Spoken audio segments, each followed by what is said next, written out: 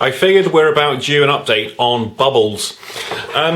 When I first recorded the Metaphors in my Attic program, I'd seen a number of people with bubbles, but not enough to really understand what I now understand. So I thought I'd share it. I've just been in Japan, where the emphasis of the workshop was on the forensic applications for metaphors. So, for example, what can we know about the person's life in their real world just from the metaphor itself? For example, an obstruction metaphor, the obstruction is usually representative of a rule or a regulation. If it's a tape, if it's a piece of tape across a racetrack, which is one of the examples I've used somewhere, obviously the rule itself is easily broken. If the obstruction is a great big immovable rock that's only so wide and so high, then obviously it's not a flexible rule. It's not a flexible thing that stands in my way. The way to deal with that would be to find a way around it, and so forth. So the quality of the rule can be interpreted through the quality of the nature of the obstruction itself.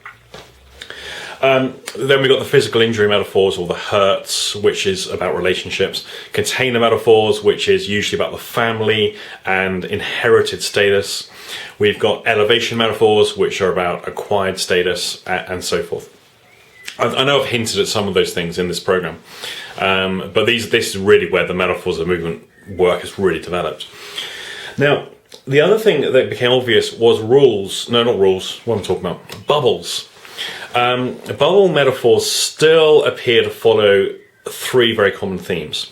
They're either a flesh, so it's almost like they're alive, and it's a flesh material. It's a stretchy, elasticated material that's very, very tough, or it's like a soap bubble, so it's very fragile. There's different qualities of these different things, and also the behaviours that people have with those bubbles seem to be quite different. And I've now seen enough of them, especially in Japan, to know what they are. They're about beliefs. People bursting a bubble is about belief. Now, the Japanese groups were interesting because what they had was more bubbles in one small group of people than I've probably seen in a number of years over lots of people in the UK. So there was something about Japanese culture and how they represent things. Now, if my metaphor is a bubble that's made of flesh, then if it's a belief, then it has very much has a life of its own. It's a thick skin. It means it's something that's a second skin to me. I'm protected. If it's like a soap bubble, I'm going to have to work hard to prevent it from bursting. So I'm going to have to engage in certain behaviours to keep both myself and everyone else away from that bubble. The bubble is more important, so I'm going to protect it. Then, of course, there's the elasticated bubble, which will stretch with the person if they grow up. That kind of stuff. And there's more flexibility, but that kind of membrane won't get broken. You can't pierce it or break it. So it's flexible enough to be strong enough to withstand being burst. You can't burst it. So again, what we can find is through the nature of the bubbles, we can find some of the qualities of the belief. And we can also start to make a deduction on how the person will behave within that bubble and behave with other people in order to protect the bubble or maintain it. I think I might have talked before that with bubble metaphors, they're a container, therefore growing up is the way to work.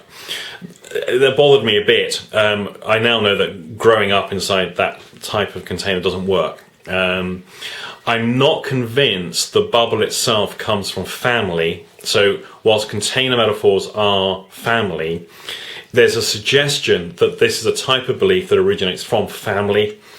I'm not certain yet, although I would be interested to hear other people's thoughts on that and any examples that you might have.